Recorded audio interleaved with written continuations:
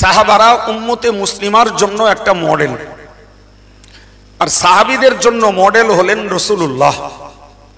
সুতরাং গোটা উম্মতে মুসলিমার জন্য প্রকৃত মডেল রাসূলুল্লাহ, আর রাসূল থেকে মডেল গ্রহণ করেছেন সাহাবায়ে কেরামেরা।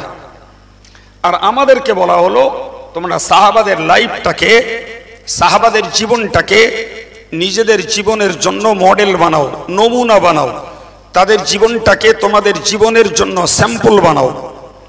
ওই স্যাম্পলটাকে, ওই মডেলটাকে তোমরা তোমাদের জীবনে কাজে লাগাও। ফলে আমাদেরকে মনে রাখতে হবে যে উম্মতে মুসলিমার জন্য সুপারস্টার কেউ যদি থাকেন সেটা নবী সাহাবীরা। সুবহানাল্লাহ। যদিও আমাদের যুব সমাজের কাছে কারোর কাছে সুপারস্টার সালমান খান, কারোর কাছে ঋত্বিক রোশন, কারোর কাছে ডোনাল্ড ট্রাম্প, জি বাংলাদেশের যুবকদের কাছে সাকিব আল হাসান, মাশরাফি, এরা সব এক একজন সুপারস্টার। এদের নীতি, এদের চুল ছাটা, এদের পোশাক, এদের পরিচ্ছদ, এদের খাওয়া পেওয়াকেই এরা এদের জীবনের মডেল বানিয়েছে। আল্লাহ তাদের বুঝ দেন, হেদায়েত দেন, বলুন আমিন। প্রকৃতপক্ষে আমাদের জন্য সুপারস্টার, আমাদের জন্য মডেল হলেন রাসূলের সাহাবীরা। সম্মানিত ভাইরা, এ কথা আব্দুল কাইয়ুমের কথা নয়। আল্লাহ পাকের নবী বলেছেন সাহাবী কান নুজুম, ও সাহাবীরা, ও উম্মতে মুসলিমা, তোমরা মনে রাখো আমার এক একজন সাহাবী হলেন আকাশের তারকার সমতুল্য। জোরে বলুন সুবহানাল্লাহ। ওই আকাশের তারকা দেখে যেমন পথহারা মানুষগুলো আঁধার রাতেও তারার গতিবিধি দেখে, তারা দেখে দিক নির্ণয় করে নেয়, ঠিক না বলুন? আরে আজকের কম্পাসের যুগ, আজকে চারিদিকে ইলেকট্রিক লাইটের যুগ। ফলে এখন তো রাতের বেলা পথ ভোলার সম্ভাবনা কম, কিন্তু যে যুগে কম্পাস ছিল না, ইলেকট্রিক ব্যবস্থাপনা ছিল না ভাই, সে যুগে বৈদেশিক কাফেলারা তারা আকাশের তারকা দেখে উত্তরে যাচ্ছে না দক্ষিণে যাচ্ছে, পূব দিকে যাচ্ছে না পশ্চিম দিকে যাচ্ছে, আঁধার রাতে জঙ্গল পাহাড়ি এলাকাতে তারা রাস্তা ঠিক করত। সুবহানাল্লাহ। কোরআন শরীফে আল্লাহ বলেছেন অন্নুজুমা লিতাহতাদু বিহা, আমি আল্লাহ পাক আকাশে তারকা দিয়েছি, একদিকে তার যেমন মিটি মিটি আলো, অপর দিকে তারকা দিয়েছি আমি, ওর দ্বারাতে তোমরা পথ খুঁজে নেবে। জোরে বলুন। আমার নবী পাক বললেন সাহাবী কান নুজুম, আমার সাহাবীগুলো হলেন এক একজন স্টার, সুপারস্টার তো তারাই। নবী বললেন আমার সাহাবীরা তারকা সদৃশ, ফাবি আইহিম ইক্তাদাইতুম ইহতাদাইতুম, আমার সাহাবীদের যাকেই তোমরা অনুসরণ করবে তোমরা হেদায়েতের পথ পেয়ে যাবে। জোরে বলুন। ফলে এ থেকে বুঝতে হয় যে আমাদের ধর্মীয় জীবন গড়ার জন্য নবীর সাহাবীদের জীবন হলো আমাদের জন্য লাইট, সেগুলো আমাদের জন্য আদর্শ, তাদের জীবনটা আমাদের জন্য নমুনা। ওই নমুনাগুলো আমাদের জীবনে কাজে লাগাতে হবে। সম্মানিত ভাইরা মনে রাখুন, এই জন্যই নবী বলেছেন ও সাহাবীরা, ওগো উম্মতে মুসলিমা, তোমরা মনে রাখো লা তাত্তাখিদু আসহাবি গারাদান, কখনো কালো তোমরা জানো কোনদিনের তরো আমার নবীর সাহাবীদেরকে সমালোচনার কেন্দ্র বানিও না, নবীর সাহাবীদেরকে কখনো সমালোচনা করো না, বরং তোমরা মনে রাখো তারা তোমাদের জীবনের জন্য মডেল। অতএব যে কোনো একজন সাহাবীর পথ ধরে তুমি তোমার ধর্ম জীবনটাকে তৈরি করো। তারা যেমন হেদায়েত পেয়েছে, তারা যেমন জাহান্নামের আগুন থেকে নাজাতের যোগ্য হয়েছে এবং জান্নাতের যোগ্য তারা হয়েছে, তোমরাও তেমন জাহান্নামের আগুন থেকে বাঁচার এবং জান্নাতের যোগ্যতা জোগাড় করতে পারবে। অন্য হাদিস শরীফে নবী পাক বলেছেন লা তাসুব্বু আহাদাম মিন আসহাবি, খবরদার খবরদার আমার সাহাবীদের কাউকে তোমরা জানো কখনো গালিগালাজ করো না, কোন সময় সাহাবীদের নামে অশ্রাব্য ভাষা জানো বলো না। সম্মানিত ভাইরা আমার, আমরা এমন একটা সমাজে বাস করি যে সমাজে দেখতে পাওয়া যায় আমাদেরই পার্শ্বস্থ একদল মানুষ নবী সাহাবীদের নামে গালিগালাজ করে, নবী সাহাবীদের নামে সমালোচনা করে, এমনকি নবীর সাহাবীদের তাবেদারি করাটাকেও তারা কখনো অ্যাকসেপ্ট করে না। একবার জোরে বলুন নাউজুবিল্লাহ। কিন্তু আমরা সুন্নাতুল জামাত পন্থী হানাফি মাযহাবের মানুষ এবং মুজাদ্দিদে জামানের সিলসিলায়ে তরিকতের মানুষ, আমরা সাহাবাদের জীবন দিয়ে ভালোবাসি, তাদের তরিকাকে মান্য করে চলি এবং যথারীতি তাদের নীতি আদর্শকে আমাদের জীবনে বজায় রাখি এবং তাদেরকে গালিগালাজ আর অশ্রাব্য ভাষা কিংবা সমালোচনা করা থেকে পবিত্র থাকি। একবার জোরে বলুন সুবহানাল্লাহ। হাদিস পাকে এসেছে, নবী বলেছেন, হুজুর বলেছেন, ও সাহাবীরা তোমরা মনে রাখো, আয়াতুল মুমিনি হুব্বুল আনসার ও আয়াতুল মুনাফিকি বুগজুল আনসার। হুজুর বলেছেন যারা ঈমানদার এদের নিদর্শন হলো এরা আনসারী সাহাবা তথা মদিনাস্থ সাহাবীদেরকে ভালোবাসবে, এটাই হলো ঈমানের আলামত। পাশাপাশি বলেছেন মুনাফিক যারা এরা নবীর সাহাবীদের প্রতি বিদ্বেষ রাখবে, দুশমনি করবে। সুবহানাল্লাহ। জি, তাহলে ঈমানদার যখন আমরা, আমাদের নীতি হবে যে আমরা নবীর সাহাবীদেরকে ভালোবাসবো। আর যদি কেউ খোদা না করুক মুনাফিক হয়, তাহলে তার নীতি হবে সে নবীর সাহাবীদের ব্যাপারে দুশমনি করবে, বিদ্বেষ রাখবে, নবীর সাহাবীদেরকে গালি সমালোচনা করবে। তাহলে সাহাবাদের প্রতি ভালোবাসা এটা ঈমানদারের একটি ঈমানী আলামত। সুবহানাল্লাহ বলো। ভাইরা আমার, প্যারে নবী সাল্লাল্লাহু আলাইহি ওয়াসাল্লাম মৌলিকভাবে জানিয়েছেন, আর রাসূল বলেছেন lan tamassan naru man ra'ani wa amana bi। আল্লাহ পাকের নবী বলেন যারা আমাকে দেখতে পেয়েছে এবং আমার প্রতি ঈমান নিয়ে এসেছে, আমি আল্লাহ পাকের নবী বলছি এদের কাউকে জাহান্নামের আগুনে স্পর্শ করবে না। আল্লাহু আকবার। নবীর সাহাবীরা এতটা মর্যাদার অধিকারী যে তাদেরকে জাহান্নামের আগুন স্পর্শ করবে না। কোরআন শরীফে মহান আল্লাহ বলেন রাদিয়াল্লাহু আনহুম ওয়া রাদু আনহু। আমার নবীর সাহাবীরা কেমন গুণের খোদা আল্লাহ বর্ণনা করতে যেয়ে বলেছেন রাদিয়াল্লাহু আনহুম, তারা আল্লাহর প্রতি সন্তুষ্ট তথা আল্লাহ পাক তাদেরকে সুখে রাখুন আর দুঃখে রাখুন, তাদেরকে অভাব অনটন দিয়ে রাখুন কিংবা সচ্ছলভাবে রাখুন, তাদেরকে কাফেরদের কাছে তাদেরকে বিদ্রুপিত করুন, মার খাওয়ান, কাফেরদের তলোয়ারের কাছে তাদের জীবন উৎসর্গ হয়ে যাক, এরপরেও তারা আল্লাহর প্রতি যেমন সন্তুষ্ট। যারা বেঁচে ছিলেন তারা আল্লাহ পাকের শরীয়তকে মেনে চলার ব্যাপারে অত্যন্ত বদ্ধপরিকর, আল্লাহ পাকের দ্বীনের বিধানগুলোকে তারা মান্য করার ব্যাপারে অত্যন্ত শক্ত। একবার মন খুলে বলুন সুবহানাল্লাহ। এখান থেকে একটা শিক্ষা যে নবীর সাহাবীরা তারা আল্লাহর প্রতি সন্তুষ্ট। আমাদেরকে যদি খোদার ভয়ের জীবন গড়তে হয় তাহলে একটা শিক্ষা প্রথমত কাজে লাগাতে হবে যে আমাদেরকে আল্লাহ পাকের সমস্ত বিধি ব্যবস্থার উপরে সন্তুষ্ট থাকার মন তৈরি করতে হবে। মুখস্থ করুন, শুনতে আমার কথা কত ভালো লাগবে, কখনোই ও আশা করে আমি ওয়াজ করিনি। সব সময়ের জন্য দুটো কথা বলেছি, মানুষের কাছে বুঝবার মতো দুটো জ্ঞান পৌঁছাক, মানুষ তার থেকে নিজের জীবনটাকে গড়তে উৎসাহিত হোক। তো আমি যে কথাটা আপনাদেরকে শোনালাম, কোরআন বলছে রাদিয়াল্লাহু আনহুম, নবীর সাহাবীরা যেমন আল্লাহ যেমন নবীর সাহাবীদের প্রতি সন্তুষ্ট, রাদু আনহু, নবীর সাহাবীরা তেমন আল্লাহর প্রতি সন্তুষ্ট। তাহলে আল্লাহর প্রতি সন্তুষ্টের ভিত্তি কি? আল্লাহ ভালো খেতে দেবে, ভালো পড়তে দেবে, ভালো বাড়ি দেবে, ভালো গাড়ি দেবে, অনেক টাকা পয়সা দেবে, যে বাড়িতে ভালো বৌমা দেবে, কিংবা মেয়েটাকে ভালো ঘরে বিয়ে দিতে পারবো, তবে আল্লাহর প্রতি খুশি হব? ওটা নয়। নবী পাকের সাহাবীদের জীবন চরিত্রকে পর্যালোচনা করলে দেখা যায় তাদের খাওয়া হয়নি, তাদের পরনে ভালো কাপড় ছিল না, তারা সচ্ছল ছিলেন না, ছিলেন চরম দরিদ্র। ইসলাম কবুল করার দায়ে তারা হতদরিদ্র হয়েছে।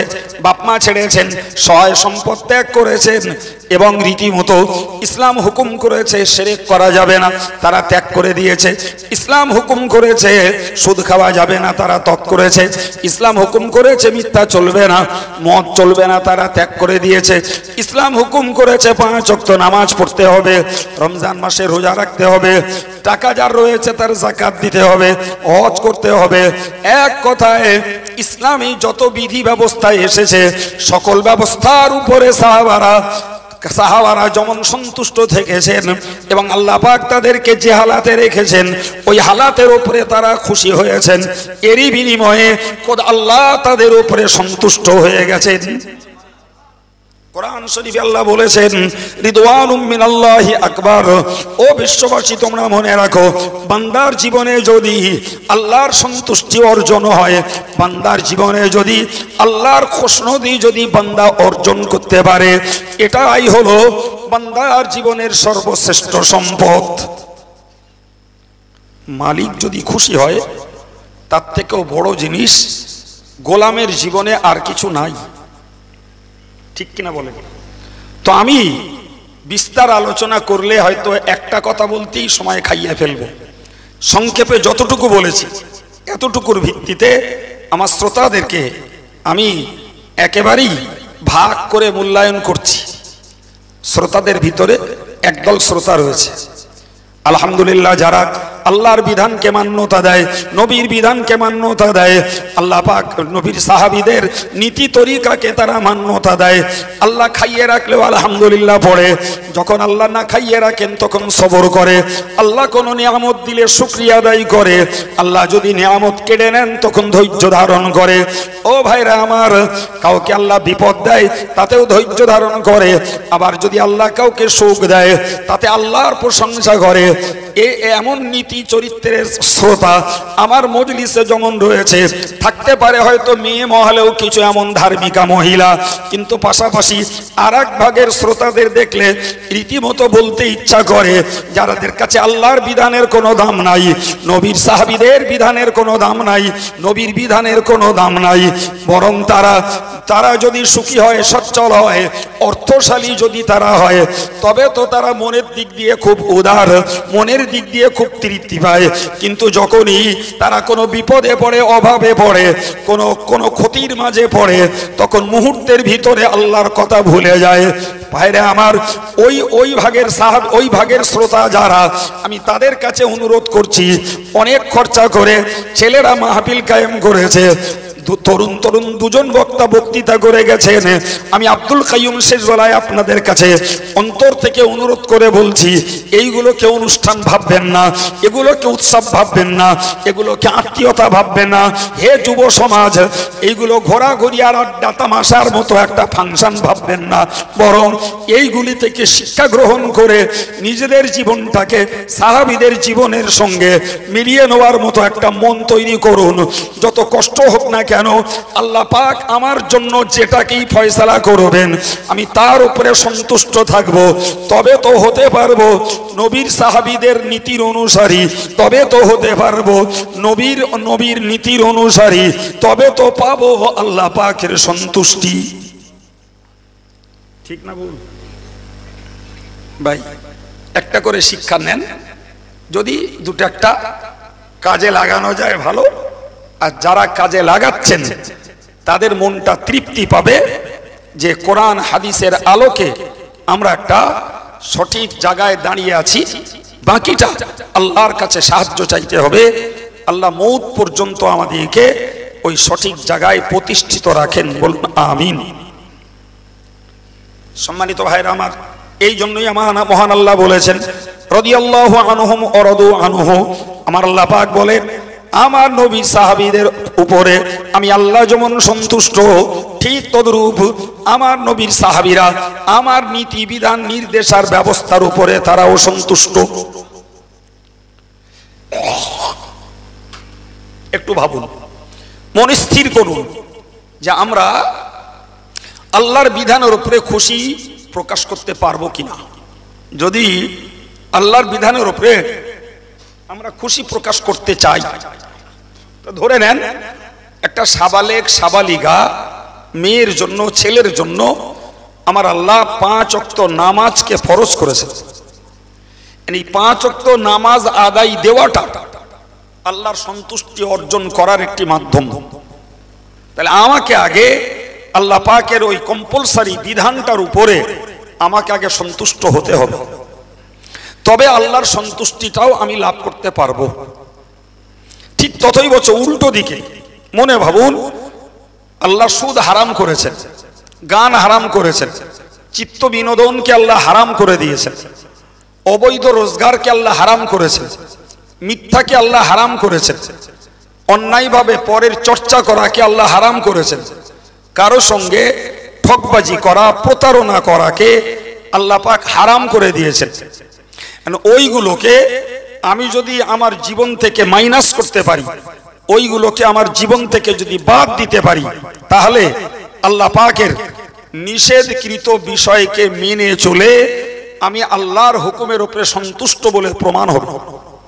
কিন্তু ওইগুলোকে ছাড়তে গেলে আমার নফসের সঙ্গে আমাকে লড়াই করতে হবে, ওইগুলোকে ছাড়তে গেলে আমার প্রবৃত্তির ইচ্ছার বিরুদ্ধে আমাকে চলতে হবে। কথা ঠিক না বল? সম্মানিত ভাই, এখন আমার ইচ্ছার বিরুদ্ধে যদি আমি অবস্থান নিতে পারি তবে তো আল্লাহ খুশি।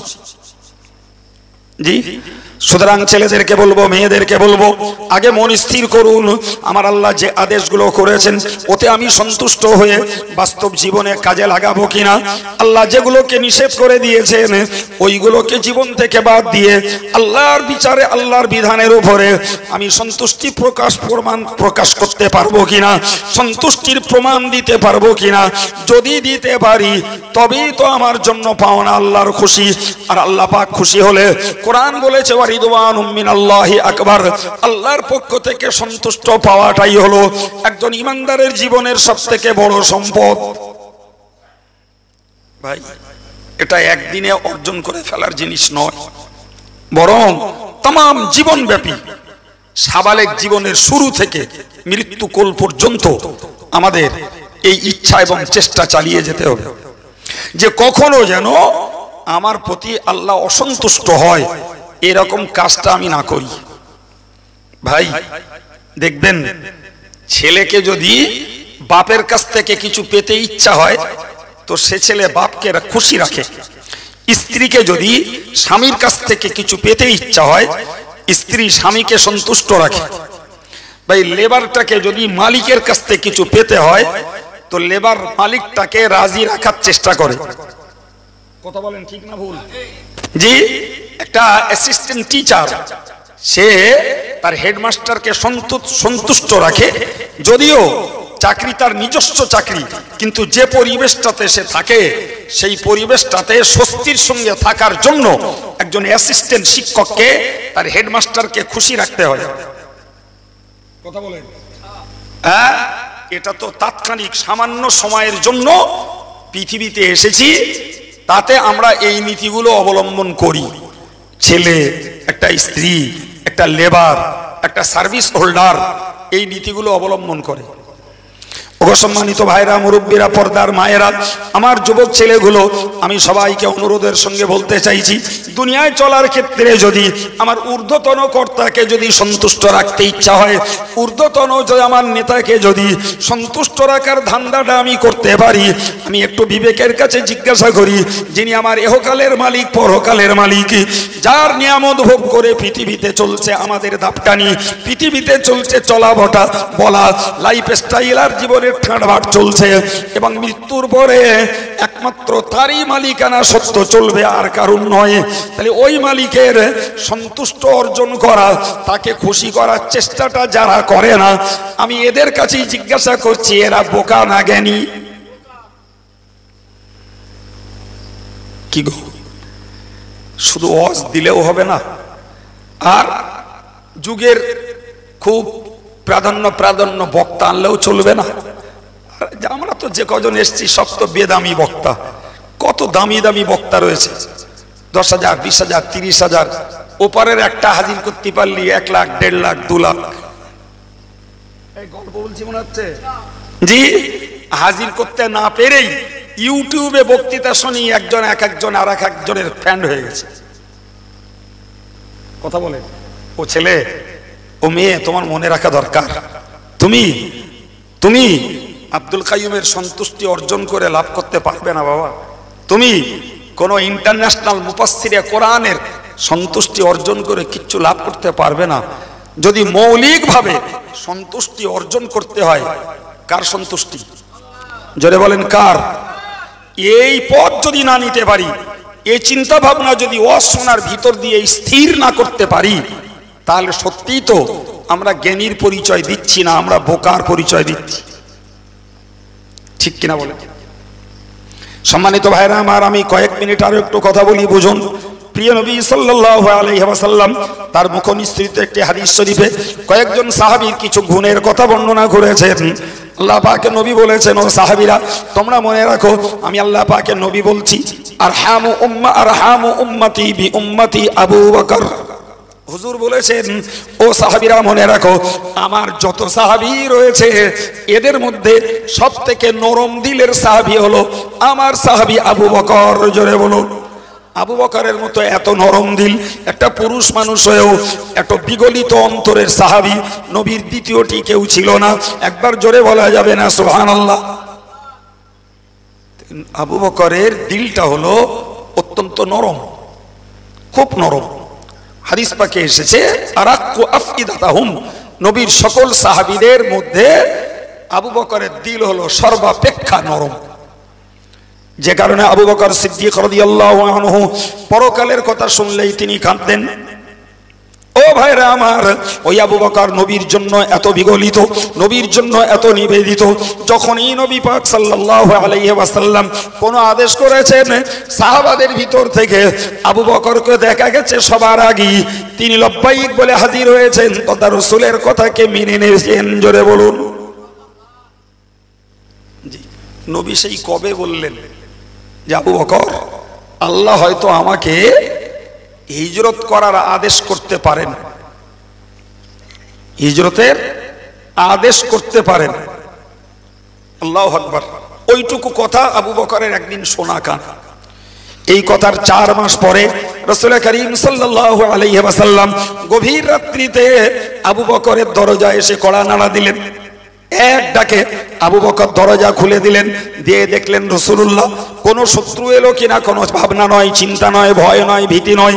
দরজা খুলেই দেখলেন রাসূল দাঁড়ানো। রাসূলুল্লাহ খুশিতে বাগবাগ হয়ে গেলেন। ও আবু বকর, কেমনে তুমি এক ডাকে সাড়া দিলে?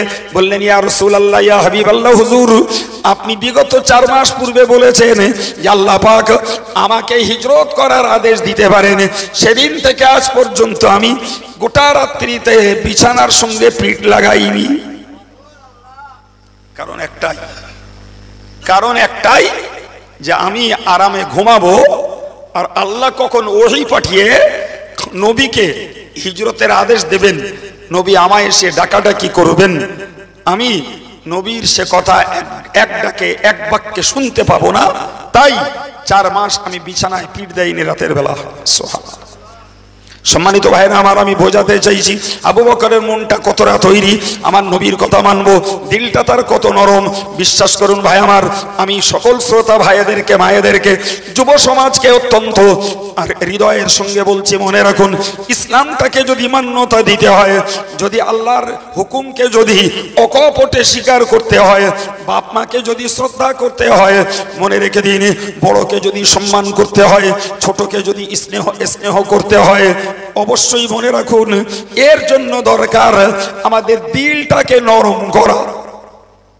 দিল যদি শক্ত হয় বাবা, জীবনে কবরের আযাবের ভয় ঝিঁকবে না, জীবনে কোনোদিন হাসরের ভয়, জাহান্নামের আযাবের ভয়, পুল সিরাতের আযাবের ভয় আমাদের হৃদয়ে কোনোদিন জায়গা পাবে না। কিন্তু দিল যদি নরম হয়, তাহলে আল্লাহ পাকের আযাবের ভয়, গজবের ভয় আমাদের অন্তরে জায়গা পাবে। তবেই তো নিজেদের জীবনটাকে আল্লাহর সন্তুষ্টির জন্য গড়া যাবে। সুতরাং আবু বকরের কাছ থেকে শিক্ষা নিয়ে আমাদেরকে নরম দিলের মানুষ হওয়ার চেষ্টা করতে হবে। একটা শিক্ষা। কি দিল বলেছি? নরম দিল। এ দিল সাহাবাদের মধ্যে কার ছিল বেশি? আবু বকরের। ওইটা সাধনা করতে হবে। সম্মানিত ভাইরা আমার, মনে রেখে দিন, দিল যদি নরম করতে হয়, মনটাকে যদি নরম করতে হয় তাহলে বাহ্যিক কাজ হলো বেশি বেশি করে একটু আল্লাহ আল্লাহ করা লাগবে। উজু বে উজু, গায়ে জামা কিংবা খালি গায়ে, মসজিদে কিংবা ঘরে, রাস্তায় কিংবা মাঠে, যেখানেই থাকি না কেন, আমার মায়েরা রান্নার কাজে থাক আর ঝাড়ঝুটের কাজে থাক, যে কাজেই থাক না কেন, সবাইকে একটা সিদ্ধান্ত নিতে হবে।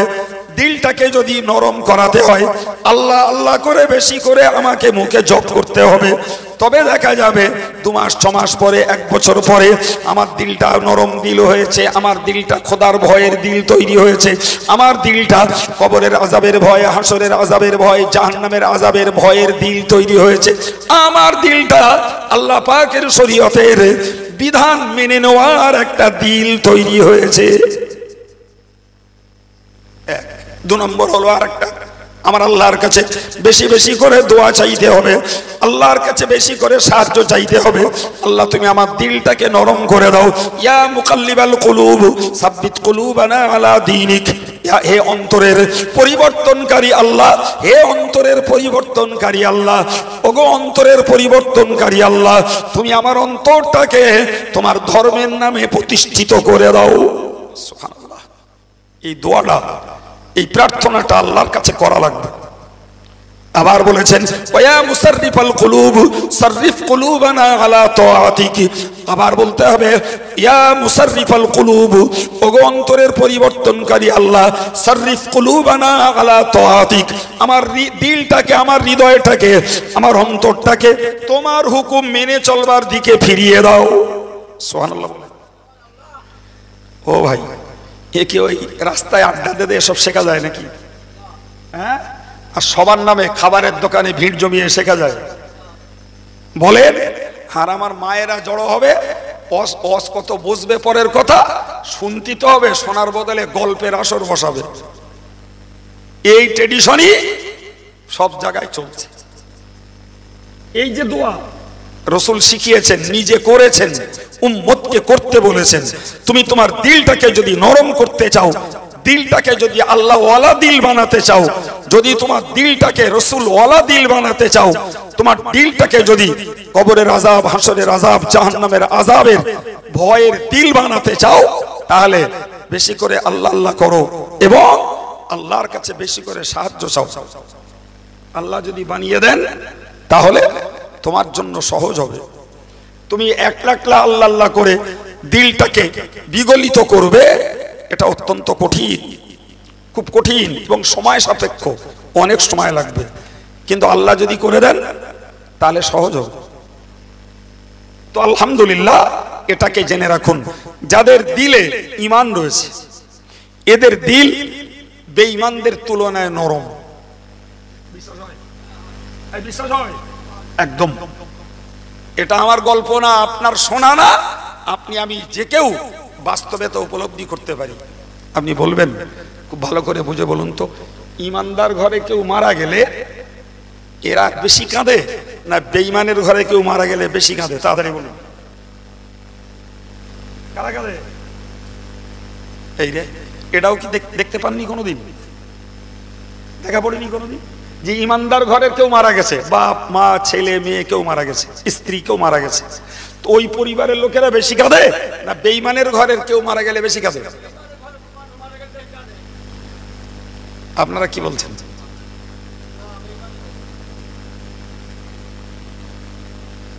আমার চাচা একরকম বলতেছে, আর একজন একরকম বলছে। আমার চাচা যেটা বলছে জি, সেটা বলছে একদিকে লক্ষ্য করে, কিন্তু বাস্তবের উল্টো। বেঈমানদের চোখে পানি আসে না। যদি পানি আসতো তাহলে বাপের মুখী ছেড়ে আগুন দিতে পারতো না। কথা বলে দেখেন না, এ তো ঘরে দুধ দিয়ে আর পাড়ার মধ্যে বাঁশ বাগানে না, ও তো রাস্তাতে যায়। দেখেছেন কারো কেউ কাঁদ দিয়ে দেখেছেন? দেখেছেন? একটাই কারণ, ঈমান নেই মানে ওর হৃদয়ে মহব্বত নেই। ঈমান নেই মানে ওর হৃদয় কঠিন, পাষাণ্ড, পাথরের মতন শক্ত। কথা বুঝে আসছে? সুতরাং ঈমান যাদের হৃদয়ে রয়েছে, এদের হৃদয়টা বিগলিত হওয়ার, নরম হওয়ার প্রথম সূত্রটাই হলো ওর ভিতরে ঈমান রয়েছে। রাসূলুল্লাহর একটা মেয়ের ছেলে মারা গেল রসুলের কোলে। রসুলকে খবর দেওয়া হলো, রসুল গেলেন, গিয়ে দেখছেন মেয়েটা তখন খুব হাঁপাচ্ছে। রসুল ওই অবস্থায় তাকে কোলে নিলেন। কোলে নেয়ার অল্পক্ষণের পরই বাচ্চাটা মারা গেল। আল্লাহ পাকের নবীর চোখ দিয়ে টপ টপ টপ টপ করে পানি পড়তে শুরু করলো। সাহাবাই কেরামেরা বললেন, ইয়া রাসূলুল্লাহ, ইয়া হাবিবাল্লাহ, হুজুর মা হাজিহি, এটা আবার কি, এ আবার কি? আপনি আল্লাহর নবী, আপনি কোরআনের ধারক, আপনি আল্লাহ পাকের রাসূল হাবিবুল্লাহ, আপনার চোখে পানি কেন? প্রিয় নবী বলেছিলেন, হাজিহি রাহমাতুম মির রাহমাতিল্লাহ। ও সাহাবীরা, মনে রাখো, এই চোখের পানিটা দোষের নয়, দোষের নয়, দোষের নয়। আল্লাহ পাক হৃদয়ে যে দয়া দিয়েছেন, এই চোখের পানি হলো সেই দয়ার প্রকাশ। সুবহানাল্লাহ। সুতরাং কান্না দোষণীয় নয়, বরং কান্নাটা হলো দয়া, মায়া, মমতা, স্নেহ, ভালোবাসার একটা বহিঃপ্রকাশ। আমি যেটা বোঝাতে চাইছিলাম যে প্রকৃতপক্ষে ইমানদারদের হৃদয়ে যত মায়া, যত মমতা, যত ভালোবাসা আল্লাহ দিয়েছেন ইমানের খাতিরে, অন্যদের অন্তরে দেননি। জি ভাই, আমার চাচা যেটা বলেছেন বেশি কাঁদে, ওটা অন্য জিনিস। সেটা হলো একজন সত্যকারের ইমানদার, তার জীবনে যে আর্থিক ক্ষতি, দৈহিক রোগ পীড়া যতটা আসে, এতে তারা যত ভেঙে মুচড়ে না পড়ে, বেঈমানদের দেখবেন ওদের অর্থের ক্ষতি, পয়সার ক্ষতি, চাকরির ক্ষতি, পড়ার ক্ষতি, এইগুলোতে তারা বেশি ভেঙে মুচড়ে পড়ে। তার একান্ত কারণ ওদের কাছে পরকাল বলে কিছু নাই। সুতরাং অর্থ হারালে, শিক্ষা হারালে, চাকরি চলে গেলে, ভাই এতে তারা ভেঙে মুচড়ে পড়ে বেশি, কারণ পার্থিব ক্ষতি হয়েছে। আলহামদুলিল্লাহ, ইমানদাররা এরকম বিপদে ভেঙে মুচড়ে পড়ে না, বরং ইন্নালিল্লাহ পড়ে। জি, কাঁদলেও এরা আল্লাহর বিচারের উপরে সন্তুষ্ট থাকে। কথা বলেন ঠিক না বল? সম্মানিত ভাইরা আমার, আবার এক ধাপ এগিয়ে যাই। আমি আপনাকে শিক্ষার জন্য বলেছি, হযরত আবু বকর সিদ্দিকের দিল নরম। আমাদেরকে যদি সাহাবাদেরকে সুপারস্টার বানাতে হয়, সাহাবাদেরকে যদি আমাদেরকে বানাতে হয়, আমাদের জন্য মডেল, তাহলে আমাদের দিলটাকে নরম বানাতে হবে। আর দিল নরম বানানোর ঔষধ বলেছি, বেশি বেশি করে আল্লাহ আল্লাহ করা, আর আল্লাহর কাছে বেশি করে দোয়া কামনা করা। আল্লাহ আমাদের দিলটাকে তুমি নরম করে দাও। আল্লাহ আমার দিলটাকে তুমি তোমার দ্বীনকে মেনে নেওয়ার দিল বানিয়ে দাও। আল্লাহ আমার দিলটাকে তোমার শরীয়তের বিধানকে মেনে নেওয়ার দিল বানিয়ে দাও। বান্দা যদি আল্লাহর কাছে সাহায্য চায়, তবেই বান্দার দিল বিগলিত হবে। তখনই বান্দা আল্লাহ এবং রাসূল এবং নবীর সাহাবীদের অনুগত অনুসারী হতে পারবে। নাম্বার 2, একজন সাহাবীর নাম বলছি, শুনুন। হাদিস শরীফে এসেছে, হুজুর বলেছেন, ও সাহাবীরা তোমরা মনে রাখো, ও আসাদুহুম বিআমরিল্লাহি ওমর। নবী বলেছেন, নবী নিজে বলছেন, আমার সমগ্র সাহাবীদের ভিতরে আল্লাহর হুকুম মানার ক্ষেত্রে শক্ত পোক্ত কঠিন মানুষ হলেন হযরত ওমর। সুবহানাল্লাহ। ওমরের কাছে কোনো সাবসিডি নেই, ওমরের কাছে কোনো শিথিলতা, কোনো অলসতা, কোনো ছাড়ছাড় কোনো কিছুতে নেই। বদর যুদ্ধে 70 জন কাফের মুসলমানদের হাতে বন্দী হল। পরদিন ফজরের নামাজের পরে রাসূলুল্লাহ এদের ব্যাপারে কি সিদ্ধান্ত নেওয়া যায় আলোচনায় বসলেন। হযরত আবু বকর বললেন, হুজুর এদের কাছ থেকে কিছু টাকা নিয়ে এদের ছেড়ে দেওয়া হোক, টাকা নিয়ে এদের ছেড়ে দেওয়া হোক। আবু বকরের প্রস্তাব। হযরত ওমরের প্রস্তাব হলো, না না ইয়া রাসূলুল্লাহ, এরা মক্কা থেকে মাতব্বরি করে মদিনার উপকণ্ঠে আমাদেরকে মারতে এসেছিল, সুযোগ পেলে তো এরা আমাদেরকে শহীদ করে ছাড়তো। আজকে তারা আমাদের কাছে ধরা পড়েছে, টাকা নিয়ে একটা কেউ ছাড়া হবে না, প্রত্যেককে হত্যা করে দেয়া হবে, এবং অন্য কেউ করলে হবে না। যাদের যাদের আত্মীয় স্বজন ঈমানওয়ালা মুসলমান হয়েছে, তারা নিজেরা হাতে করে নিজেদের নিকটতম আত্মীয়কে মানবে, তবে তো শরীয়তের ভালোবাসা প্রমাণ হবে এবং শরীয়ত বিরোধী দুশমনকে শায়েস্তা করা হবে। কি বুঝলেন? কাড্ডা করা, কেতনা করা বুঝুন, মারতে হবে ওজন। যদি বাপ মুসলমান হয়, ছেলে যদি ধরা পড়ে বাপ হাতে করে ছেলেকে মারবে, ভাগনা যদি মুসলমান হয় মামু যদি ধরা পড়ে ভাগনা হাতে করে মামুকে মারবে। এটাই হলো ওমরের প্রস্তাব। যদিও পরবর্তীকালে আমরা কোরআন পড়ে দেখতে পাই, আজও কোরআনে বিদ্যমান, রাসূলুল্লাহ লেটেস্ট সমর্থন দিলেন আবু বকরের রায়টাকে। তার মানে কি নিয়ে ছাড়লেন? পয়সা। আবু বকরের চিন্তা ছিল ওরাও বেঁচে যাক আর ইসলামের দুটো পয়সা হোক, হলে পরে পরবর্তীকালে বিদেশে ইসলাম প্রচার করতে এবং দিন প্রচারের জন্য সাহাবায়ে কেরামদের পাঠাতে এই অর্থটা হবে একটা সহযোগিতা। কথা বুঝে আসছে? তাহলে আবু বকরের দিল নরম, ফলে ওদেরকে মারার পথে উনি নন। অপরদিকে পয়সাটা পাওয়া গেলে ইসলামের উপকার হবে, এটাও তার একটা চিন্তা। আর ওমরের চিন্তা হলো পয়সা দরকার নাই, এই শত্রুগুলো যদি নিপাত যায় জি তাহলে মুসলমানদের ধর্ম মানতে এবং আর 5টা মুসলমানের কাছে ইসলামটাকে পৌঁছে দিতে সহজ হবে। ওমরের চিন্তাও কি খারাপ, কিন্তু সিদ্ধান্ত এদেরকে মারতে হবে। রাসূলুল্লাহ আবু বকরের সিদ্ধান্তটাকে মেনে কাজ করলেন, কিন্তু কোরআন নাজিল হলো, তাকে দেখা গেল যে আবু বকরের সিদ্ধান্তের তুলনায় ওমরের সিদ্ধান্তটাই আল্লাহর কাছে ছিল বেশি সন্তোষজনক। একটু জোরে বলেন। এই জন্য আল্লাহ পাকে নবী বলেছেন, ওয়া আশাদ্দুহুম বিআমরিল্লাহি ওমর, আমার সাহাবীদের ভিতরে সর্বাপেক্ষা আল্লাহর হুকুমের ব্যাপারে কঠোর শক্ত মনোবৃত্তির হলেন ওমর। ও ছেলেরা, যুবকেরা, জওয়ানেরা, পর্দার মায়েরা, আমি আপনার কাছে নিবেদন করে বলবো, চলুন না আমরা ধর্মটাকে মানার ব্যাপারে ওমরের নীতি অনুসরণ করি। কাজ নষ্ট হবে, নামাজ কাজা করব না, পয়সা চলে যাবে, মিথ্যা কথা বলবো না, যত কষ্ট হোক না কেন, যত রোজগারের লোভ দেখাক না কেন, রোজা আমি ছেড়ে দেবো না, যত টাকা কমে যাক না কেন, যাকাত হিসাব করে দেয়া বন্ধ করব না, যত ক্ষতি হোক না কেন, শরীয়তের একটা হুকুমকে লঙ্ঘন করব না, আমার যত স্বার্থ উদ্ধার হোক না কেন, আমি কখনো শরীয়ত বিরোধী কোনো কাজ করব না। তবেই তো নবীর সাহাবী ওমরকে সুপারস্টার হিসাবে, মডেল হিসাবে কাজে লাগানো যাবে। মনটা তৈরি করুন যে দিলের বেলায় হব কার মতো। আমি তাই বলেছি, এইবার আর ভুল হবে না। একবার ধাক্কা খেয়ে মনে করে তো এবার আর ভুল হবে না। তাহলে দিলের ক্ষেত্রে হব কার মতো? আবু বকরের মতো।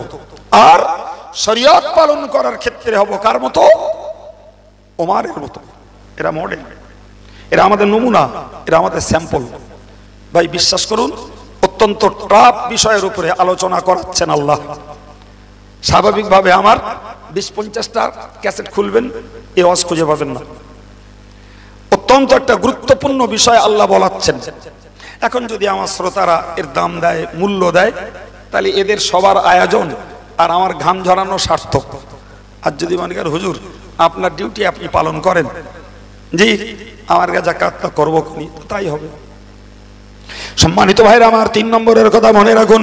ওই রাসূল বলেছেন, ও সাহাবীরা তোমরা মনে রাখো, আমি আল্লাহ পাকে নবী বলছি,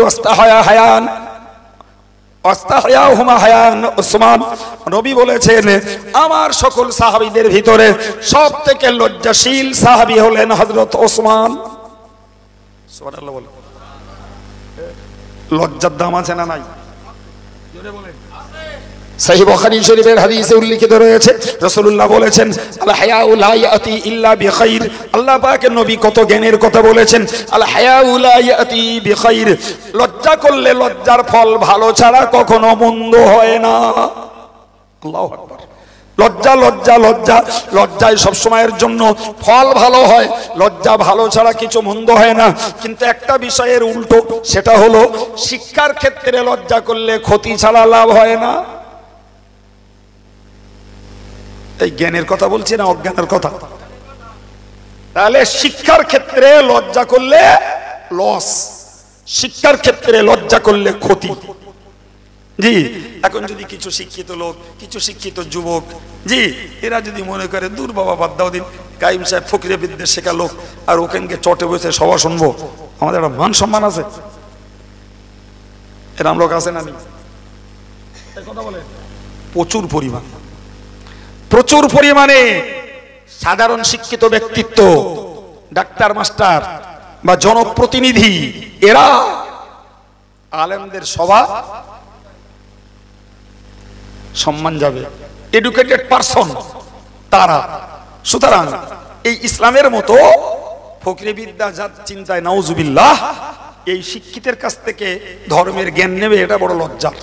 ইভেন মনে রেখে দিন, অনেক যুব সম্প্রদায় রয়েছে লেখাপড়া কত কম জানে আর বেশি জানে সেটা পরের কথা, কিন্তু তাদের স্টাইল, তাদের ঠাঁটভাঁট, তাদের পোশাক পরিচ্ছদ, তাদের বাবুগিরি, আরো যদি দুটো টাকা থাকে বাবা, তাহলে তাদেরও লজ্জা বাধা দেয়।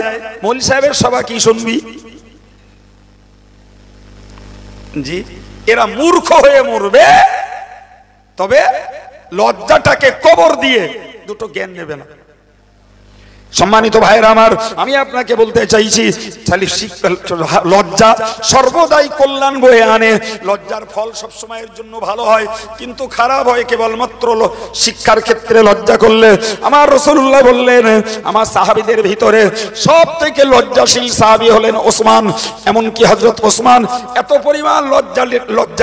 পরিমাণ লজ্জাটে ভাইরা আমার, খোদ শয়তান পর্যন্ত ওসমানকে দেখলে লজ্জায় মাথা নত করে নিত। রাসূলুল্লাহ ওসমান একদিন ইবলিসকে জিজ্ঞাসা করে, ইবলিস, আমার ওসমান সম্পর্কে তোদের কার্যকারিতা কি? আমার ওসমানের পিছনে তোরা ক্যারাম লাগিস? তো ইবলিস বলল, হুজুর সত্যি কথা বলতে কি, জি, ওসমান এত লজ্জা করে, এই লজ্জার খাতিরে আল্লাহ ওসমানের এত মর্যাদা বাড়িয়ে দিয়েছে, ওসমানকে দেখলে আমরা লজ্জায় মরিয়া হয়ে যাই, ওসমানের উপরে আমাদের কেরামতি কিচ্ছু খাটাতে পারি না। এবার একটু উল্টোটা নেন না ও ভাইরা আমার, লজ্জার প্রথম অলংকার হলো নারী জাতির। যে নারী লজ্জাহীনা, যে নারী লজ্জা নাই, যাকে আমাদের দেশীয় ভাবে বলে বেহায়া, বেলজ্জে, নির্লজ্জে যারা বলে, এর দ্বারাতে কোন পাপটা হয় না? কথা বলেন। নির্লজ্জ যদি মহিলা হয়, সে বাপের কাছেও লজ্জা করে না, মায়ের কাছেও লজ্জা করে না, ভাইয়ের কাছেও লজ্জা করে না, ছেলের কাছেও লজ্জা করে না, পর পুরুষের সামনেও লজ্জা করে না, তার গলাবাজি করতেও লজ্জা লাগে না, গান শুনতেও লজ্জা করে না, নিজে নগ্ন হালে ড্যাং ড্যাং করে ঘুরতেও তার লজ্জা করে না, পরকিয়া করতেও লজ্জা করে না। দেখতে পাওয়া যায় শেষ পর্যন্ত অবৈধ সম্পর্ক গড়তেও তার লজ্জা করে না। এক লজ্জা হারিয়ে যাওয়ার জন্য বহুমুখী পাপের পাপিষ্ঠা হয়ে যায়।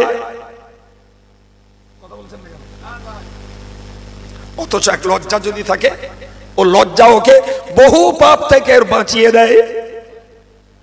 হাদিস শরীফে এসেছে, নবী পাক বলেছেন, ইযা লাম তাস্তাহি ফাসনা মা শিইতা। হুজুর বলেছেন, ইযা লাম তাস্তাহি ফাসনা মা শিইতা, তোমার যখন লজ্জা নাই, যা ইচ্ছা তাই করো। তার মানে বেহায়া, বেলজ্জেটে, নির্লজ্জ যা ইচ্ছা তাই করতে পারে, কিন্তু যার ভিতরে লজ্জা রয়েছে সে কখনো যা ইচ্ছা তাই করতে পারে না, পারে না, পারে না, পারে। সুতরাং এটাও আমাদের জন্য সাহাবার অনুসরণে একটা চূড়ান্ত শিক্ষা, সেটা হলো লজ্জাটে মানুষ হওয়া। এগো, লজ্জা শুধু মেয়ে ছেলের? একদম একদম। একটা যুবকের যদি লজ্জা থাকে, তাহলে সে কখনো কোন একজন মুরব্বী, বুজুর্গ, আলেম, ওলামার সামনে সে কখনো বিড়ি খেতে পারে না। লজ্জা যদি থাকে, সে তার পায়ের উপরে পা তুলে দিয়ে একজন মুরব্বী লোকের সামনে বসতে পারে না। যদি লজ্জা থাকে একটা যুবক ছেলে, সে কখনো কোনো বৈষয়িক মানুষের সামনে অট্টহাস্য করতে পারে না। যদি একটা যুবকের লজ্জা থাকে, সে কখনো সেখানে মোবাইল খুলে চিত্ত বিনোদন করতে পারে না। যদি কোনো যুবকের লজ্জা থাকে, সে কোনো পরকন্যা সঙ্গে সে গল্প গুজব করতে পারে না। কথা বলে, এটাও জোগাড় করতে হবে। লজ্জা পুরুষেরও আছে, মেয়েরও আছে। জানেন, হাদিস পাকে এসেছে, আমার রাসূলুল্লাহ 16 বছরের যুবতী মেয়ের মতো লজ্জাটে ছিলেন। একদম সহিহ হাদিস। রাসূলুল্লাহ 16 বছরের যুবতী মেয়ের মতো লজ্জাটে ছিলেন। আশ্চর্য ব্যাপার। জি, কথার পৃষ্ঠে বলতে যে আমি প্রসঙ্গত বলছি, আজকের বেশি অংশ পুরুষদের যত লজ্জা আছে মেয়েদের অত লজ্জা নেই। কথা বলে একদম একদম বাস্তব।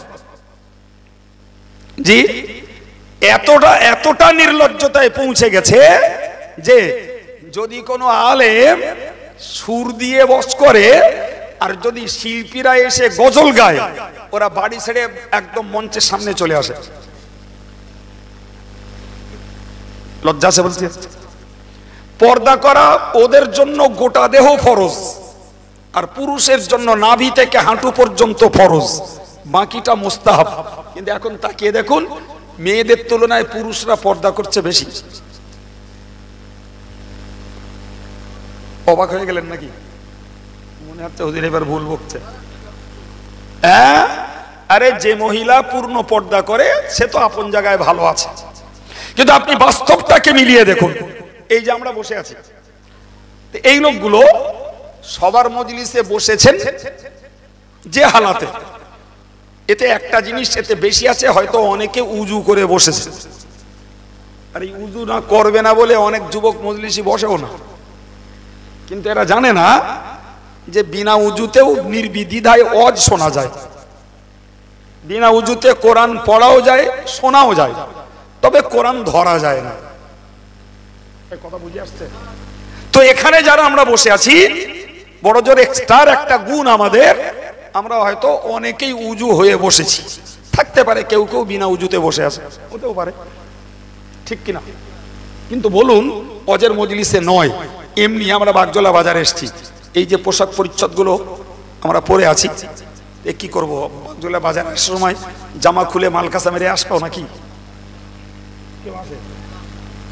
তাহলে একটা যুবক যদি একটা প্যান্ট পরে আর একটা ফুল শার্ট পরে, একটা যুবক যদি একটা প্যান্ট পরে আর একটা টি শার্ট গায়ে দেয়, একটা মাঝবয়সী লোক যদি একটা লুঙ্গি পরে আর একটা পাঞ্জাবি পরে, ভাই একটু তাকিয়ে দেখুন, যে টি শার্ট পরেছে বড় জোর তার কনুই থেকে এই অংশটা খোলা, আর যে ফুল শার্ট পরেছে তার একদম গোটা দেহে শুধু পায়ের পাতা খোলা, চেহারা খোলা, হাত দুটো খোলা, বাকি অংশ সব ঠিক করে বলুন। কিন্তু চলুন তো আমি রাস্তার উপরে দেখাই আপনাকে, কেতলা মুসলিম ঘরের মেয়ে নেবেন, সে 10 হাত 11 হাত 12 হাত শাড়ি পরেছে, জি, তার পিঠ খোলা, তার পেট খোলা, তার চেহারা খোলা, তার হাত খোলা। তাহলে পুরুষ মেয়েদের থেকেও পুরুষ পর্দা বেশি করছে না করে না? বুঝতে পেরেছেন না পারেন? অথচ এই অংশ পুরুষের জন্য পর্দা করা ফরজ ছিল না, এটা মুস্তাহাব ছিল। জি, এটা আদব, আলগা গায়ে না থাকা, পুরুষ হলেও। নবী আমার 16 বছরের যুবতীর মতো লজ্জাটে ছিলেন, যে কারণে নবীকে সাহাবীরাও স্বাভাবিকভাবে খোলা গায়ে দেখতে পেত না। তাহলে আমি আপনাকে কি শেখাচ্ছি বাবা? এ ছেলেরা, যুবকেরা, লজ্জাটা অর্জন করতে হবে। নবী মারাত্মক কথা বলেছেন, ইদা লাম তাস্তাহি, যদি তোমার লজ্জা না থাকে, ফাসনা মা শিতা, তুমি যা ইচ্ছা তাই করতে পারো। কিন্তু লজ্জা থাকলে হারগিজ, যত যুবক উচ্ছৃঙ্খল হোক, সে যা ইচ্ছা তাই করতে পারে না, লজ্জা থেকে বাধা দেবে। এই জন্য নবী বলেছেন যে লজ্জার ফল ভালো ছাড়া খারাপ হয় না। জি সম্মানিত ভাইয়েরা আমার, আর এই জন্য নবী বলেছেন আল হায়াউ শুবাতুম মিনাল ঈমান। ও সাহাবীরা, তোমরা এটা কেউ মনে রাখো, লজ্জা হলো ঈমানের একটা অংশ। সুবহানাল্লাহ বলেন, আর একটু জোরে বলেন, লজ্জা কি ঈমানের অংশ? সুবহানাল্লাহ। ঈমানের যতগুলো অংশ রয়েছে তার মধ্যে একটা অংশ হলো লজ্জা। আর এই লজ্জাটে মানুষ ছিলেন নবীর পরে সাহাবায়ে কিরামদের ভিতরে সর্বাপেক্ষা লজ্জাটে মানুষ ছিলেন হযরত ওসমান। ওসমানকে মডেল বানিয়ে আমাদেরকে হতে হবে লজ্জাশীল মানুষ, নির্লজ্জ হওয়া যাবে না বাবা। সম্মানিত ভাইরা আমার, হাদিস শরীফ এসেছে, হুজুর বলেছেন ওয়াকদাহুম আলী, রাসূল বলেছেন আমার সাহাবীদের মধ্যে সর্বাপেক্ষা সূক্ষ্ম বিচারক ছিলেন আমার জামাতা হযরত আলী। একবার জোরে বলুন সুবহানাল্লাহ, আরেকটু জোরে বলুন সুবহানাল্লাহ। আলী রাদিয়াল্লাহু আনহু জীবনে কোনোদিনের তরেও কোনোদিন অবিচার করতেন না, তার কাছে বিচার ছিল অত্যন্ত সূক্ষ্ম বিচার। বিচার করার দিক দিয়ে আলীর মতো সূক্ষ্ম এবং সুবিচারক সাহাবীদের ভিতরে আর কেউ ছিলেন না। ও ভাইরা আমার, আমরা পঞ্চায়েতের মেম্বার নই, প্রধান নই, আমরা গ্রামের মোড়ল মাতব্বর নই, কিন্তু আমরা সবাই তো কম বেশি সংসারের অধিকর্তা। আমার সংসারে আমার আব্বা আছে, মা আছে, আমার স্ত্রী আছে, আমার পুত্র কন্যা রয়েছে, আমার ছোট ভাই বোন রয়েছে। ও ঈমানওয়ালা, আপনাকে মনে রাখা দরকার আপনার সংসারের যে কজন মেম্বার, এদেরকে নিয়ে আপনার ছোট্ট পরিবার, এদেরকে নিয়ে আপনার ছোট্ট দেশ, ছোট্ট রাজ্য, ওই কজনের সঙ্গে আপনার সুবিচার প্রতিষ্ঠা করা, ওই কজনের ভিতরে সুব্যবহার করা, ওই কজনের ভিতরে সমান মর্যাদা সমান ব্যবহার করা, ওই কজনের মধ্যে যার যেটা পাওনা সেটা তাকে বুঝে দেওয়া, এটাই হলো আপনি একজন সুবিচারক। কিরকম মনে ভাবুন ভাই, আমার সংসারে আমার আব্বা মা আছে, আমার আব্বা মা রয়েছে, তাদের প্রতি আমার সমান দৃষ্টি রাখা, তাদের প্রতি মর্যাদা সমান দেওয়া, তাদের খাওয়া পড়ার ক্ষেত্রে সমমানের পরিষেবা দেওয়া। আমার সংসারে আমার মেয়ে আছে, বোনও আছে, দুজনের ছোলটান কোলটান করলাম, ছেলে আছে, ছোট ভাইও আছে, দুজনের ছোলটান কোলটান করলাম। ভাই আল্লাহর কাছে অবিচারক হিসাবে ধরা পড়ব, আল্লাহর কাছে বৈষম্যবাদ বলে ধরা পড়তে হবে। সাম্য প্রতিষ্ঠা করুন, এদের মাঝেই আপনি সমান চোখে দেখুন, সমান ব্যবহার করুন, খাবার দাবার পোশাক পরিচ্ছদ চিকিৎসা সবগুলো কি সমান হারে দেখুন। জি, ছেলের জন্য হেভি ট্রিটমেন্টের ব্যবস্থা, আব্বা নেই, ছোট ভাইরা আমার অধীনে, তার জন্য দুর্বল, আব্বা নেই, ছোট বোনটা আমার অধীনে। জি, আমার মায়ের জন্য একরকম বিচার, স্ত্রীর জন্য আর একরকম সেবা। ছাড়া হবে না বা ছাড়া হবে না। আপনি পরের বিচারক নন, আপনি গ্রামের বিচারক নন, পঞ্চায়েতের বিচারক নন, আপনি কোর্টের জজ নন, কিন্তু আপনার পরিবারটার ভার বোঝা আপনার ঘাড়ে। আমিও তার মধ্যে একজন। সুতরাং এদের প্রতি আমার সাম্য প্রতিষ্ঠা করা, এটা আমার দায়িত্ব।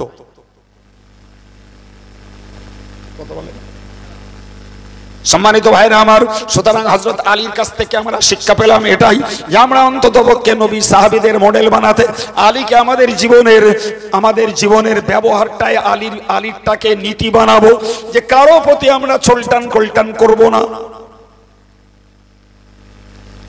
জি, কজনের কথা বললাম? চারজন, আবু বকর, ওমর, ওসমান, আলী রিদওয়ানুল্লাহি তাআলা আলাইহিম আজমাইন। সম্মানিত ভাইরা, এখনো আরো অনেক সাহাবাদের এক একটা স্পেশাল নীতি আদর্শের কথা হাদিস শরীফে বর্ণিত হয়েছে। জি ভাই, আমি একটা একটা করে এরকম বললে আরো সময় যাবে। আমি গোড়া থেকে একটা গঠনমূলক জীবন তৈরির মতো কিছু শিক্ষা, কিছু জ্ঞানমূলক আলোচনা আপনাদের কাছে করতে চেষ্টা করেছি, যার ভিতর দিয়ে আমার আগাগোড়া একটাই দাবি, এটা ট্রেডিশন নয়, অজের মজলিস গতানুগতিক ভাবধারা নয়, অজের মজলিস এটা বাৎসরিক উৎসব নয়, এটা কোনো ফাংশন নয়, এটা জ্ঞান জোগাড়ের জায়গা, জীবন তৈরির শিক্ষার জায়গা, জীবনটাকে অজের সঙ্গে মিলিয়ে নিয়ে ঘাটতিটা পূরণের জায়গা। আর যাদের জীবনে পূর্ণতা রয়েছে তাদেরকে আমৃত্যু ধরে রাখার মতো শক্ত পোক্ত মন তৈরি করার জায়গা। জি, সুতরাং এ মজলিস দিনদার, ধার্মিক, আল্লাহওয়ালা, নামাজি, মুসল্লি আর মুরব্বী আর বেনামাজি আর কাঁচা বয়সের যুবক ছেলে আর পর্দার যুবতী মেয়ে কিংবা ঘরের বউ, কারুর জন্য এ মজলিস উপকার ছাড়া ক্ষতির নয়। এরপরেও আমরা যে কোনো জায়গায় সবাই গেলে দেখতে পাই, জি, সভা শোনার লোকের তুলনায় ঘোরা লোকের সংখ্যা বেশি। কথা বলে, সভা শোনার লোকের তুলনায় ঘোরা লোকের সংখ্যা বেশি। এর কারণটা, এর কারণ একটাই, যে এরা নিজেকেও চিনিনি, মরতে হবে সেটাও মাথায় রাখে না। জি, এবং মরার পরে কবর, হাসর, জাহান্নাম, মিজান, সিরাত রয়েছে, এসব কথা কানে শোনে যেটুকু ওইটুকু, হৃদয়ের সঙ্গে এরা বিশ্বাস করে না। বিশ্বাস করলে দেরি হলে অন্তত সেই পথটা ধরে থাকতো, আর ধরলেই আজ না হলো কাল, কাল না ও পরশু ইনশাআল্লাহ ওর জীবনে উন্নতি হয়েই যাবে ইনশাআল্লাহ। ভাই কোথাও যদি যেতে ইচ্ছা হয় তাহলে ঘরে বসে থেকে যাওয়া যাবে না, পথে বেরিয়ে পাটা বাড়াতে হবে। তাহলে 1 ঘন্টা 2 ঘন্টা 3 ঘন্টা লেট হলেও আমি একটা সময় জায়গায় পৌঁছে যাব। আর যদি ঘরেই বসে থাকি বাবু, তো আমার তো যাওয়ার উদ্দেশ্য পূরণ হবে না। তো ইমানদার মুসলমানের মূলত শেষ গন্তব্য স্থল তো হওয়া উচিত জান্নাত। কোথায় হওয়া উচিত? না ভুল বললাম? জি, হাদিস শরীফ এসেছে মুনতাহাহুল জান্নাহ, ইমানদারের শেষ ঠিকানা হলো জান্নাত। সুবহানাল্লাহ। এখন ওই জান্নাতের শেষ ঠিকানা, জান্নাতের জায়গায় যদি পৌঁছাতে হয় বাবা, তাহলে জান্নাতে পথে নেমে একটু পা চালাতে হবে তো। জি, ফলে ওই জান্নাতে যার শেষ ঠিকানা এইটাই যাদের মাথায় নেই, তাদের কাছে ভাই মসজিদের ইমামের অজও সহ্য হবে না, মঞ্চের বক্তার অজও সহ্য হবে না। কি ওই ইউটিউবের কোন বক্তার বক্তৃতা শুনবে, ওই কানে শুনবে ওই পর্যন্ত, তাতেও তারও কোনো মূল্য দেবে না।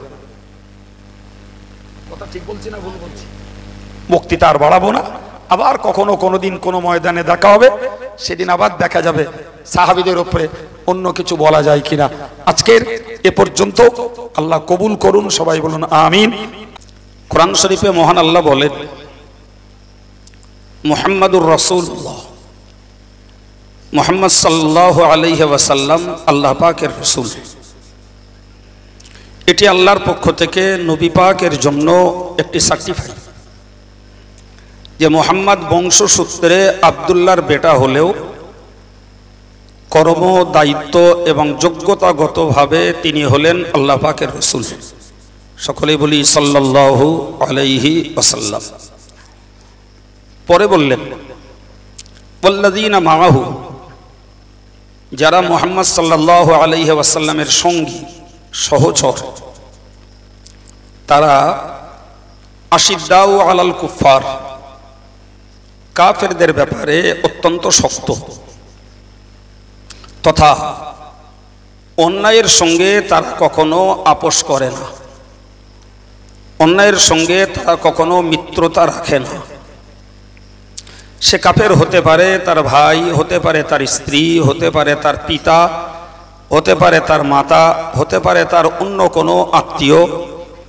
তো যেহেতু কুফরিটা ইসলামের দৃষ্টিতে একটি গুরুতর অপরাধ, ফলে তারা ছোট থেকে বড় কোনো অপরাধের সঙ্গে তারা সম্পর্ক রাখে না।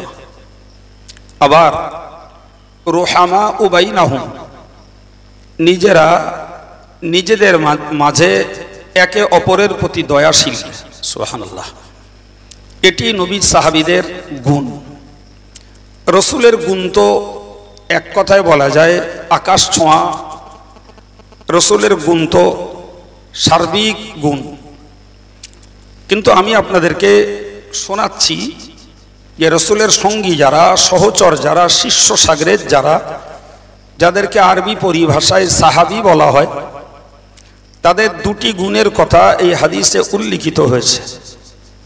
একটি গুণ হলো তারা অন্যায়ের প্রতি অত্যন্ত বজ্র কঠোর এবং নিজেদের মাঝে তারা পুষ্পকমল, নিজেদের মাঝে নিজেরা ফুলের মতো নরম, শত্রুর মোকাবেলায় তারা অত্যন্ত শক্ত। সম্মানিত ভাইরা, আয়াতটাকে শোনার পরে একটা হাদিস শুনুন। হযরত ইরবাজ ইবনে সারিয়া রাদিয়াল্লাহু আনহু তিনি বলেন ওয়া'যানা রাসূলুল্লাহ সাল্লাল্লাহু আলাইহি ওয়াসাল্লাম মাউইযাতাম বালিগা। রাসূল করিম সাল্লাল্লাহু আলাইহি ওয়াসাল্লাম একদিন অত্যন্ত হৃদয়গ্রাহী বক্তৃতা করলেন। সুবহানাল্লাহ। খোদ সাহাবী বর্ণনা করছেন, রাসূল একদিন আমাদের মাঝে খুব হৃদয়গ্রাহী বক্তৃতা করলেন। এমন বক্তৃতা কান্নাহা মাউইযাতু মুআদ্দিন, শুনে মনে হলো এটি একটি বিদায়ী সম্ভাষণ। অর্থাৎ কোনো ব্যক্তি অনেক দিন এক জায়গায় থাকার পরে যখন বিদায় নিতে যায়, উপস্থিত জনমণ্ডলীকে একটা বিদায়ী ভাষণ দেয়, ঠিক কিনা? উপস্থিত জনমণ্ডলীকে লক্ষ্য করে কিছু বিদায়ী মুহূর্তের কথা বলে যায়। তো সাহাবীরা বলছেন, রসুলের ওই দিনের ওয়াজ শুনে মনে হলো যে রসুল্লাহ পৃথিবীতে আর বেশি দিন থাকবেন না। এমন বক্তৃতা করলেন যাতে মনে হলো যে রসুল আমাদের মাঝে আর বেশি দিন থাকবেন না। দুনিয়াতে রসুল এসেছেন অনেক দিন, বিদায় নেবেন। তো বিদায়ের পূর্ব মুহূর্তে এমন কিছু কথা বললেন যেগুলো থেকেই বোঝা গেল যে রসুল বেশি দিন আমাদের মাঝে নেই। তো এই আন্দাজটা করে সাহাবায়ে কেরামেরা রসুলুল্লাহকে বললেন, ইয়া রাসূলুল্লাহ, আপনার এই বক্তব্য শুনে মনে হচ্ছে আপনি বেশি দিন আমাদের মধ্যে থাকবেন না, তো আমাদেরকে কিছু উপদেশ দেন, যে উপদেশগুলো আপনার অবর্তমানে কিংবা বর্তমানে আপনি থাকতে অথবা আপনি চলে গেলেও আমরা আমল করতে পারি। তো প্রিয় নবী সাল্লাল্লাহু আলাইহি ওয়াসাল্লাম বললেন, উসিকুম বিতাকওয়াল্লাহ, তোমাদের প্রতি আমার প্রথম উপদেশ হলো তোমরা পৃথিবীর যেখানে থাকো আল্লাহকে ভয় করো, এটা প্রথম উপদেশ। দ্বিতীয় বললেন, আস-সামআ ওয়াত তাআতা ওয়া ইন তাআম্মারা আলাইকুম আবদুন হাবশী, তোমাদের নেতার কথাকে তোমরা শোনো এবং মানো, যদিও হয় তোমাদের নেতা আবিসিনিয়ার কৃতদাস কেনা গোলাম। অন্য হাদিস শরীফে এসছে, ওয়া ইন আম্মারা আলাইকুম আবদুম মুজাদ্দা, যদি তোমাদের উপরে নেতৃত্ব পায় কোনো নাক কাটা নেতা, যার নাক কাটা, এমন ব্যক্তিও যদি তোমাদের নেতা হয় তাহলে তার কথাও তোমরা মেনে চলো। সুবহানাল্লাহ, রসুলের উপদেশ, রসুল উপদেশ দিলেন। তাহলে কথা কটা হলো, একটা হলো যে রসুল্লাহ সেদিন বক্তৃতা করলেন বিদায়ী মানুষের বক্তৃতার মতো। সাহাবীরা এটাকে আন্দাজ করে রসুলকে বললেন, আমাদেরকে কিছু উপদেশ দিন। তো রসুল প্রথম উপদেশ দিলেন, সর্বস্তরের ইমানদার মুসলমানদেরকে তোমরা আল্লাহকে ভয় করো। দ্বিতীয় বললেন, তোমাদের ধর্মীয় নেতা যারা, এদেরকে তোমরা মান্যতা দাও, তাদের কথা শোনো এবং মেনে চলো, যদিও তারা হয় আবিসিনিয়ার গোলাম, যদিও তারা হয় নাক কাটা গোলাম।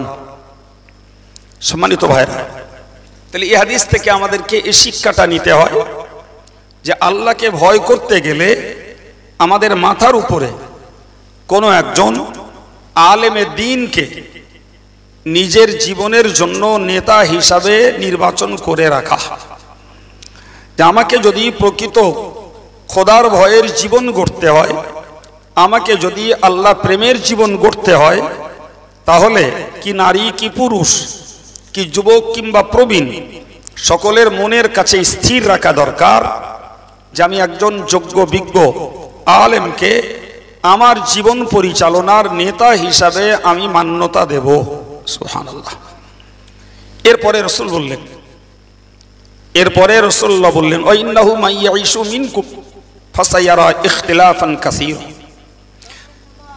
আল্লাহ পাকের নবী বললেন যে তোমাদের মধ্যে যারা বেঁচে থাকবে তারা খুব শীঘ্রই দেখতে পাবে পৃথিবী জুড়ে বিরাট মতভেদ। কথা বোঝা যাচ্ছে? রাসূলের বক্তব্য, পৃথিবী জুড়ে বিরাট মতভেদ দেখতে পাবে। ওই সময় তোমাদের জন্য উচিত কর্তব্য হলো, আলাইকুম বিসুন্নতি, তোমরা আমার তরিকা, আমার নিয়ম, আমার পদ্ধতি, আমার চালচলনকে মেনে চলা নিজেদের জন্য আবশ্যক করে নিও। সুবহানাল্লাহ। হালকা পাতলা নয়, অলসতা নয়, তোমাদের জীবনের জন্য আমার নীতি চালচলন আখলাক আমলকে তোমরা নিজেদের জীবনে মান্যতা দেওয়ার জন্য আবশ্যক করো। আর কি? আর বললেন, আলাইকুম বিসুন্নতি ওয়া সুন্নতির খলাফাইর রাশিদিন আল মাহদিয়্যিন, আর আমার হেদায়েত প্রাপ্ত সত্য মত প্রাপ্ত খলিফাদের তরিকাকে তোমরা মেনে চলো। সুবহানাল্লাহ। তো এই হাদিস থেকে আমরা শিক্ষা পেলাম আল্লাহকে ভয় করতে হবে। আর যুগের যারা ইসলামী নেতৃবর্গ তাদের মধ্য থেকে নিজের জীবনের জন্য একটা নেতা নির্বাচন করে নিজের জীবনে তার নেতৃত্বকে চালাতে দিতে হবে। সেটা আমার পক্ষে আসুক আর বিপক্ষে যাক, স্বার্থে থাকুক আর স্বার্থের বাইরে যাক, একজন নেতাকে আমার জীবনে মান্যতা দিতে হবে। তাহলে খোদার ভয় অন্তরে তৈরি থাকা সম্ভব হবে। 3 নম্বরে বললেন যে তোমরা বেঁচে থাকলে অনেক মতভেদ ঘটিত বিষয় দেখতে পাবে। সেই মতভেদের ক্ষেত্রে তোমরা আমার সুন্নতকে মানো আর আমার খলিফাদের সুন্নতকে তোমরা মানো। এমনকি রাসূল বললেন আদ্দু আলাইহা বিন নওয়াজিজ, তোমরা আমার খলিফাদের নীতিটাকে, তাদের চালচলনকে, আমার সাহাবীদের নীতিকে তোমরা মানো এমনভাবে যেমন কোনো বস্তুকে সামনের দাঁত দিয়ে ধরলে যতটা মজবুতির সঙ্গে ধরা যায় তার থেকে অনেক বেশি মজবুতির সঙ্গে ধরা যায় কোনো কিছুকে মাড়ির দাঁত দিয়ে ধরলে।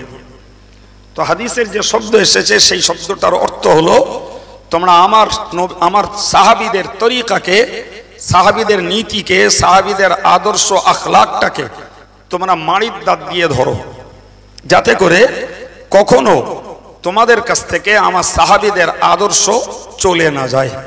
সুবহানাল্লাহ। সম্মানিত ভাইরা, তো আমি এতক্ষণ ধরে শান্ত মাথায় আমার আলোচনার একটা ভিত্তি তৈরি করব। এরপরে একটা দুটো কথা বলছি এই প্রসঙ্গ। প্রথমত মনে রাখুন যে সাহাবারা উম্মতে মুসলিমার জন্য একটা মডেল।